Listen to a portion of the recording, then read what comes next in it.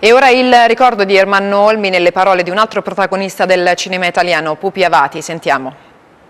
Ma Ermanno Olmi è stato, anche se io debbo la decisione di fare cinema a Federico Fellini e soprattutto a 8 e mezzo, Ermanno Olmi è stato sicuramente fra tutti i registi, i grandi registi del cinema italiano, quello che mi è stato più vicino, nel senso dell'interpretazione che ha dato attraverso i suoi film della vita, che aveva sempre un atteggiamento, un afflato sacrale.